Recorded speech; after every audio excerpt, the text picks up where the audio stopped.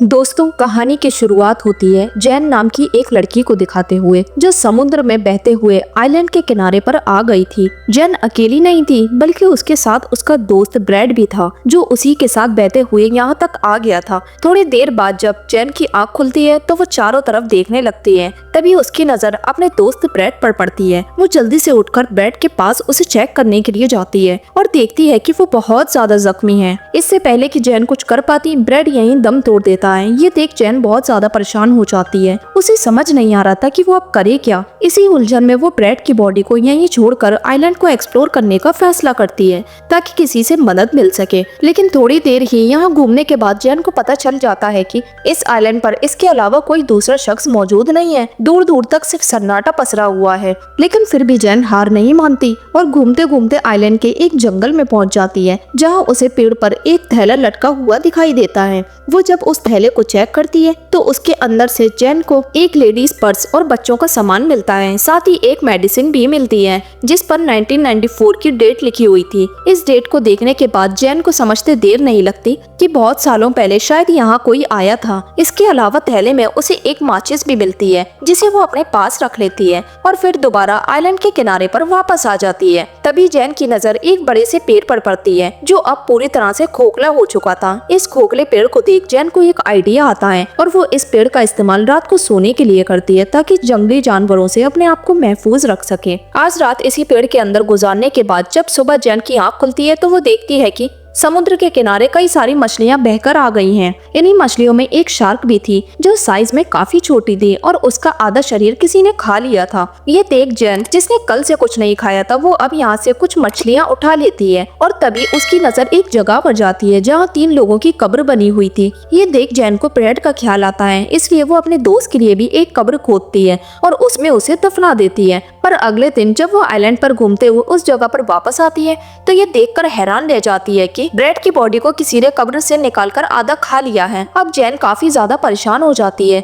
उसे ऐसा लगता है कि ये काम शायद किसी जंगली जानवर का है जो कि इसी आइलैंड पर रहता है। इसलिए वो अपने आप को बचाने के लिए एक लकड़ी को नुकीला कर उसे हथियार की तरह इस्तेमाल करने का फैसला करती है और आइलैंड के बाहर बैठकर जानवर का इंतजार करने लगती है, पर वो नहीं आता। देखते ही देखते अब रात हो जाती है और जैन यही उसका वेट करते करते सो जाती है। लेकिन जब अगले दिन उसकी आँख खुलती है तो वो समुद्र में एक सूटकेस को तैरते हुए देखती है। लेकिन इस सूटकेस में है क्या, इस बात का पता लगाने के लिए जैन जल्दी से उसके पास जाती है और सूटकेस को लेकर किनारे पर आ ही रही होती है कि तभी उसे पानी में नीचे कुछ महसूस होता है और जब जैन नीचे जाकर देखती है तो उसे समुद्र में एक बड़ा सा होल दिखाई देता है जिसे देख वो काफी हैरान रह जाती है। इसके बाद वो उस सूटकेस को किसी तरह समुद्र से बाहर लाती है और जब उसे खोलकर देखती है तो उसके अंदर जैन को कुछ कपड़े और जूते मिलते हैं जिन्हें वो पहन लेती है। साथ ही सामान को चेक करने पर उसे कुछ फोटोज भी दिखाई देते हैं जिन्हें देखने के बाद जैन समझ जाती है कि यहाँ पर कोई फैमिली हॉलिडे मनाने के लिए आई थी जिसमें एक कपल और उनके 2 बच्चे थे।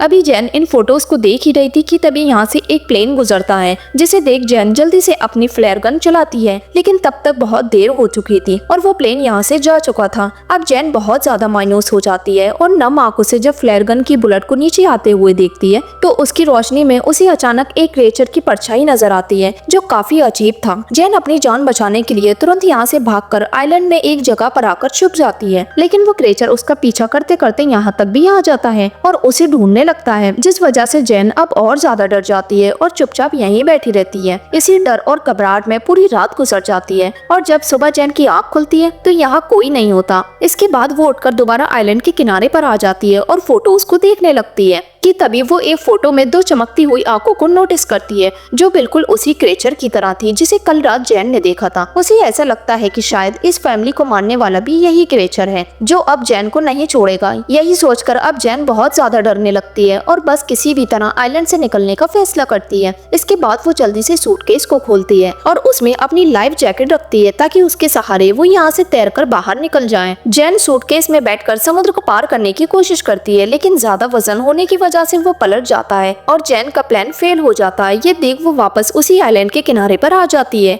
और क्रेचर से बचने के लिए एक सेफ प्लेस की तलाश करने लगती है कि तभी उसकी नजर उसी खोखले पेड़ पर पड़ती है जिसमें जैन ने पहले भी रात गुजारी थी और इससे ज्यादा सेफ प्लेस यहाँ कोई नहीं था। इसलिए जैन आज रात पेड़ में ही सोने का डिसाइड करती है। इधर रात होते ही वो क्रेचर फिर से आइलैंड पर आ जाता है और जैन को पेड़ के अंदर छुपा देख लेता है, इसलिए वो उसे बाहर निकलने के लिए पेड़ को तोड़ना शुरू कर देता है, लेकिन जब कामयाब नहीं हो पाता तो वापस चला जाता है और इस तरह आज एक बार फिर जैन की जान बच जाती है। खैर अगली सुबह जब वो पेड़ से बाहर निकलती है तो देखती है कि क्रेचर के वॉर करने की वजह से पेड़ अब काफी ज्यादा डैमेज हो चुका है और अब उसे बचने के लिए कोई और जगह तलाशनी होगी। इसी दौरान जैन के जहन में एक आइडिया आता है। वो समुद्र से 3-4 बड़ी बड़ी मछलियां पकड़ती है और उन्हें एक पेड़ पर टांग देती है ताकि जब रात को क्रेचर आइलैंड पर आए तो वो इन मछलियों को खाकर अपनी भूख शांत कर ले और जैन उसका निवाला बनने से बच जाए। अगली सुबह जब वो उठकर देखती है तो सच में उसका प्लान सक्सेसफुल हो गया था। उस क्रेचर ने आइलैंड पर आकर उन मछलियों को खा लिया था जिससे जैन की जान बच गई थी, जिस वजह से वो काफी ज्यादा खुश होती है। लेकिन उसकी ये खुशी उस वक्त घबराहट में तब्दील हो जाती है जब वो समुद्र के किनारे एक बॉडी को पड़ा देखती है जो बहते हुए यहाँ आ गई थी और काफी ज्यादा सड़ चुकी थी। अब जैन जल्दी से बॉडी के पास जाती है और उसे भी उठाकर वहीं पेड़ पर लटका देती है जो बहते हुए यहाँ आ गई थी और काफी ज्यादा सड़ चुकी थी, ताकि वो क्रेचर यहाँ आए और बॉडी को खाकर चला जाए। जैन के लिए अब यहाँ रहना काफी ज्यादा मुश्किल हो गया था। उसके पास ना तो रहने के लिए कोई सेफ जगह थी और ना ही पहनने के लिए दूसरे कपड़े, लेकिन वो फिर भी हिम्मत नहीं हारती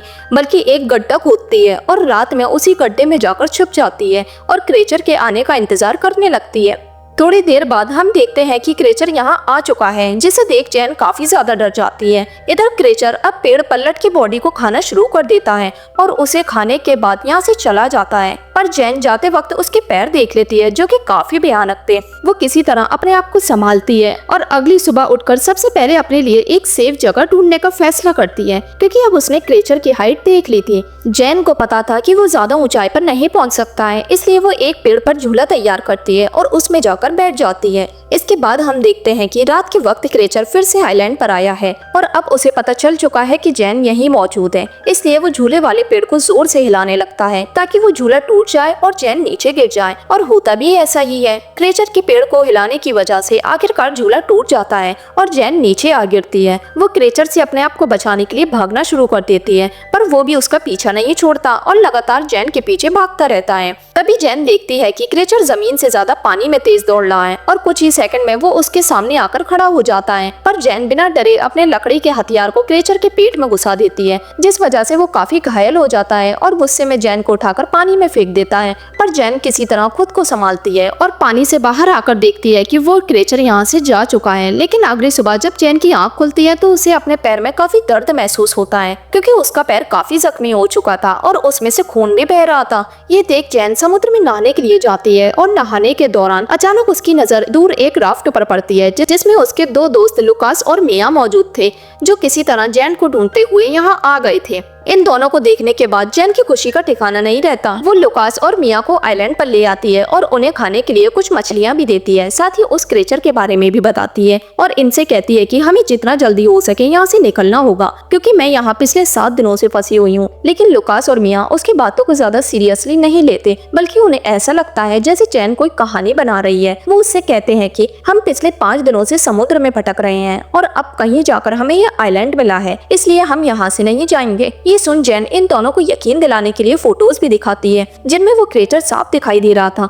लेकिन फोटोज देखने के बाद भी लुकास और मिया यहाँ से जाने के लिए हामी नहीं भरते, जिसके बाद जैन भी समझ जाती है कि ये उसकी बात नहीं मानेंगे, इसलिए वो चोरी छुपे इनकी राफ्ट लेकर यहाँ से भागने की कोशिश करती है। लेकिन लुकास और मिया दोनों जैन को पकड़ लेते हैं और गुस्से में मिया जैन पर अटैक कर देती है, जिस वजह से वो बेहोश हो जाती है और जब उसकी आंख खुलती है तो वो अपने आप को रस्सी से बंधा हुआ देखती है। वो लुकास से उसे खोलने के लिए कहती है क्योंकि रात हो चुकी थी और वो क्रेचर आने वाला था, लेकिन लुकास उसकी एक बात नहीं सुनता। इधर मिया रात के अंधेरे में आइलैंड पर अकेले घूमने के लिए निकल जाती है और जब वॉक कर रही होती है तो वो क्रेचर अचानक पानी से निकलकर उस पर अटैक कर देता है, जिस वजह से मिया काफी चीखती चिल्लाती है और उसकी आवाज सुनकर लुकास तुरंत वहां पहुंच जाता है। लेकिन तब तक वो क्रेचर मिया को अपने साथ पानी में खींच कर ले जाता है और उसे जान से मार देता है। अपनी आंखों के सामने मिया को मरता देख लुकास काफी ज्यादा डर जाता है और अपने आप को बचाने के लिए एक पेड़ पर चढ़ जाता है। यहाँ तक कि वो सुबह होने के बाद भी नीचे नहीं उतरता। ये देख जैन उससे कहती है कि वो क्रेचर सिर्फ रात में आइलैंड पर आता है जबकि दिन में छुपा रहता है। जिसके बाद लुकास भी पेड़ से नीचे आ जाता है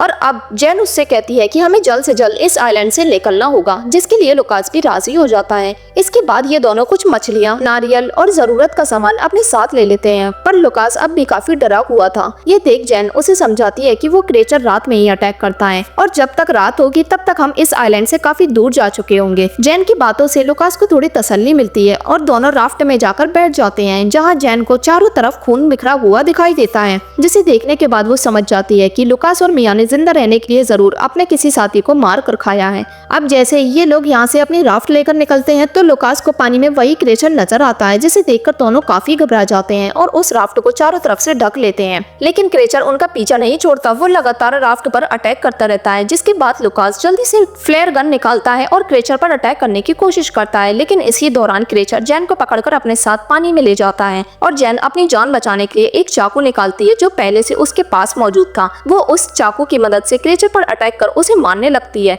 तभी लुकास भी पानी में कूद जाता है। क्रेचर की नजर जैसे ही लुकास पर पड़ती है वो जैन को छोड़ उसे पकड़ लेता है और पानी में बने होल के अंदर ले जाता है, जबकि जैन किसी तरह तैरते हुए दोबारा उसी आइलैंड पर पहुंच जाती है। हालांकि उसे लुकास की मौत का काफी ज्यादा दुख था, इसलिए वो अब क्रेचर से बदला लेने का फैसला करती है और वहाँ पड़ी सभी लकड़ियों को इकट्ठा कर उनसे नुकीले हथियार बनाना शुरू कर देती है। लेकिन ये हथियार इस लायक नहीं थे कि क्रेचर का मुकाबला कर सकें, इसलिए वो अब कब्र से ही कंकाल निकालकर उनकी हड्डियों से नुकीले हथियार बनाती है। वो क्रेचर को आग में जलाने का फैसला करती है और जंगल में से सभी सूखी लकड़ियों को इकट्ठा कर उनकी मदद से एक गोल घेरा बनाती है, ताकि इस घेरे में क्रेचर को लाकर मारना आसान हो जाए। इतनी कड़ी मेहनत के बाद आखिरकार इसका ट्रैप बनकर तैयार हो जाता है। रात का अंधेरा जैसे ही आसमान को अपनी गिरफ्त में लेता है, चारों तरफ अंधेरे के बादल छा जाते हैं और फिर आता है क्रेचर, जिसे देखते ही जैन बिना देरी किए जल्दी से झाड़ियों को आग के हवाले कर देती है और क्रेचर आग के घेरे में फंस जाता है। अब जैन मौके का पूरा फायदा उठाकर नुकीले हथियार निकालती है और एक के बाद एक क्रेचर पर ताबड़तोड़ हमले करना शुरू कर देती है, जिससे क्रेचर बुरी तरह से जख्मी हो जाता है। लेकिन मरने से पहले ये जैन को अपनी गिरफ्त में ले लेता है, लेकिन जैन भी उसके आगे झुकती नहीं है, बल्कि हिम्मत कर क्रेचर पर दोबारा हमला करने लगती है और मौका देखते ही उसकी गिरफ्त से छूटकर भागना शुरू कर देती है। क्रेचर भी अपना बदला लेने के लिए जैन का पीछा करते हुए उसके पास आ जाता है, लेकिन ये काफी जख्मी हो गया था, इसलिए ये जैन पर हमला नहीं कर पाता और जमीन पर गिर पड़ता है।